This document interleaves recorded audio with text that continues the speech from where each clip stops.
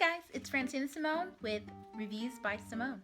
Today I'm reviewing the book Throne of Glass by Sarah J. Maas.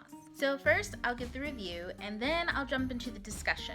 The review won't have any spoilers, but the discussion will. So I'll let you know before we get to the discussion so you can either stop the video or keep going. So for Throne of Glass, first I'll start with the synopsis and then I'll tell you my review.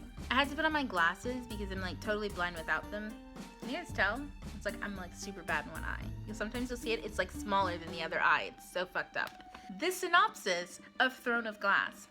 So in this book, our main character is Selena Sardothian. I really had no idea how to pronounce her name throughout the entire book. I mean, I guessed it was Selena, but there are easier ways to spell it, so whatever. She is an assassin who is 18 and she's living in a death camp, or she was at least sent there for a year by the king of Ardalan. Forgot the name. And the prince came and he was like, yo, Selena, you come fight for my dad in this competition and you could win and you'll have to only work for us for 4 years and then you'll be set free. And she was all like, I'm like super deathly right now, but sure. And so she goes off and she's gonna fight in this competition with a whole bunch of like thieves, killers, murderers, soldiers, like all these roughest of the rough, in order to win this spot and hopefully win her freedom. Now the plot thickens because one of the contestants ends up dead and then another guy ends up dead, and you know, it just so happens to be all these champions are dying, so she doesn't want to die next. So she tries to investigate, blah, blah, blah, blah, and she ends up unveiling even more of the plot. So all of that sounds great, right? Story about a kick-ass assassin who's fighting her way to freedom and even has more of a destiny in tow for her. Is it in tow? I think so. Anyway, so that sounds amazeballs. That's why I picked up the book the first time. I actually picked this book up maybe like a year ago or something like that. It was a while ago. I picked this book up a while ago. I read like 14%. I dropped it down. It was in my do not finish pile. I was like, fuck this. However, I was on BookTube and it's blown up and everyone's like, it's so great, it's so great. Actually, the first book is the worst book. All of them are way better after that. You've got to get through it. You've got to read it. So I was like super excited. I was like, okay, I will pick up this book again. Maybe I was being unfair. Maybe I was rolling my eyes a little bit. Maybe, you know, just get through this book and the other ones are amazing and it's just the price you have to pay for good coffee. I don't know. Is that a saying? Long story short, I picked it up again not too long ago from the library because one, I'm just going to throw this in here, guys. I don't buy books unless I am in love with them. That means I read them first, and if it's great, I'll go buy it. I'll even buy it twice sometimes, like ebook, regular book, whatever. But I do not buy books or continue the series and buy books without reading them because I am extremely critical on books, and I do not like looking at shit on my shelf that I don't like. It's just a part of my organization. It's part of the way I live. I don't live with stuff that does not bring me joy. So the book has to bring me joy. I put it on my shelf, and it's fine. So I got this book from the library. That was a long explanation of why I got the book from the library. Like, I have to justify to you why I get books from the library. So I picked up the book, and I read through it. It took me like maybe a day or two to read through the whole thing. Like towards the middle, I was really slugging through. And I kind of feel like that is the way with me and Moss's books. I kind of like slug through them once like I'm getting to the end. It's just like, just let me finish this. There's something else coming. Let me finish it. So here's my review. I rated it 2 stars. I know a lot of people really love this book, and I tried to love it. Actually, no, I didn't. I don't try to love anything. Either I do or I don't. However, I'm going to explain to you why, and then I'm going to explain to you, I've been reading The Assassin's Blade, and it's a bit different, and I'm actually like, that rating is obviously going to be much higher than 2 stars, depending on how it ends. So I'm going to tell you why I rate this book 2 stars. It's not because I don't like popular books. I love popular books. I want to love popular books. That way you always have someone to talk about them with. Because like, who loves obscure books that no one else knows of? And when you start rattling off about it, they're like, shut the fuck up. Let's talk about Harry Potter instead. So I love popular books, but this was one that I did not like. And for these reasons. Jesus, how far are we into this video before I start the review? Okay, so I'm gonna go on my 3 things.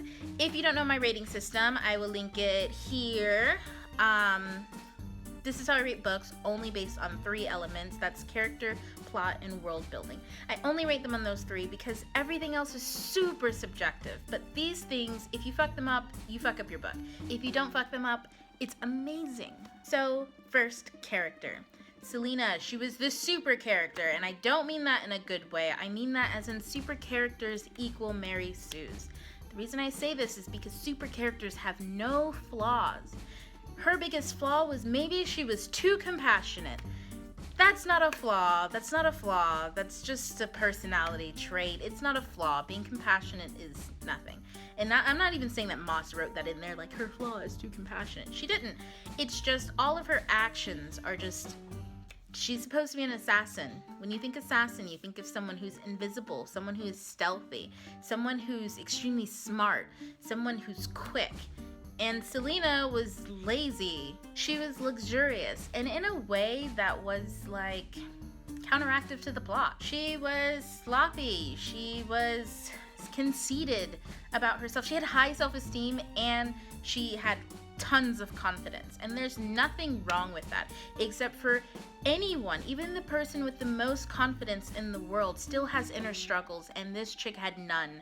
She could play, I mean, she was just amazing at everything except for being an assassin, and that's what the whole book is about, her being an assassin. My main issue with the character development in this, because I don't even mind if someone is great at 1,000 fucking things, my thing is, I need to see that, and I need to see all of it, and I need to believe it. It has to be authentic, or else I'm rolling my eyes, and it's gonna end up in my DNF pile. So with Selena, all of the good things about her loving books, I mean, like, if that's good, that's not a personality trait, but whatever. Her loving books, fashion, being quirky, snarky, witty, and being adored by everyone except for the villains. I mean, all that's okay and fine, except for I was also told she was an assassin, but I never saw the assassin part. I saw all of the snarky, witty stuff and being adored by everybody and loving books and loving dogs and loving the underdog most of all. I saw all of that. I saw her compassionate side. I never once saw her assassin side. That side that tells me that she's had years and years and years of practice and skill in this one thing. And I'm not even saying she has to be like a mean, cold-hearted person. I don't think assassins are like that. Assassins are like everyday people. That's why they are invisible. They blend in. However, I never saw that calculatedness that would come with the years and years of training just to be that. I never saw any type of internal conflict with wanting to be an authentic person around people she's starting to like or having friends, and being calculated about all of those things because that's how she lives her life and that's how she makes money. Like, I never saw that. All the other characters, because I don't just talk about the main character, I'm talking about everyone in the book. Every character has to be a person, there's no such thing as a secondary character. It's just, this person that you don't see as much. All of those people were cardboard cutouts. All of the people we're supposed to like adored the fuck out of Selena. All the people that are supposed to be villains or we're not supposed to like them, they were like, Selena, that bitch, please. It was very, like, inauthentic. Not everybody who hates you is an evil fucking person, and not everybody who likes you is a good person, and people are a mix of all of those things put together. So I was really let down by the characters, and I mean, the love interest, they are what they are. They were very in love. So on a personal note, perspective changes, I'm not a huge fan of them, but I don't mind them. I love them when they're done right. I dislike them when they're done wrong. Actually, that's pretty much everything with me. I love it when it's right, and I don't like it when it's not done well. However, every time there was a perspective change in this book, it was essentially so people could obsess about Selena. Selena? Dang, I'm talking about like Selena, a bitty bitty boom boom. Do you guys even know who Selena is? But my point is, all these characters were made to do was to prop up our main character, and that's no life for anybody. Can you imagine living your life just to prop up the person around you? Like, I'm sorry, I am the main character of my own story. I'm not here to prop up anybody else. I wish those other characters were more authentic. I mean, it was nerve-wracking. Every time I saw them come up on the page, like, oh, fuck, we're following Dorian again. Now, element number 2, the plot. My main issue with the plot is the competition was so lacking. The reason why I picked these 3 elements is because character ties in with plot ties in with world ties in with character, because it's how the character sees the world. These things are interchangeable. They're so connected, and when one of them is fucked up, chances are all of them are gonna be fucked up, and this happened in this instant. The plot, where was it? The whole competition thing, things are like glossed over. You're like, what? I thought this was supposed to be a competition about this girl getting her life back. I'm not studying this girl eating candy. Where does she need to get her life? This whole time I'm waiting to see these like real intense competitions where this happens, but it doesn't really happen. I think the main issue I had with the plot is the subplot, which is the romance. That's not really this isn't a spoiler, guys. It's in like the synopsis for the book. It's obvious that there's supposed to be some type of romance. I'm not a huge fan of love triangles, but again, I love them when they're done right, dislike them when they're not. I don't like love triangles that take over the entire story. I mean, the whole story was about this like love triangle romance that's going on, and the whole time I'm like, girl, you need to get your life, come on, you're about to go back to that death camp. And can we talk about the death camp for a minute? This girl was in a death camp, like a death camp. I feel like there should have been more issues going on in her head and in her body and in her mind. Like, she was at a death camp. That's some serious shit, guys. So this plot, like, it didn't seem to take any of that into consideration.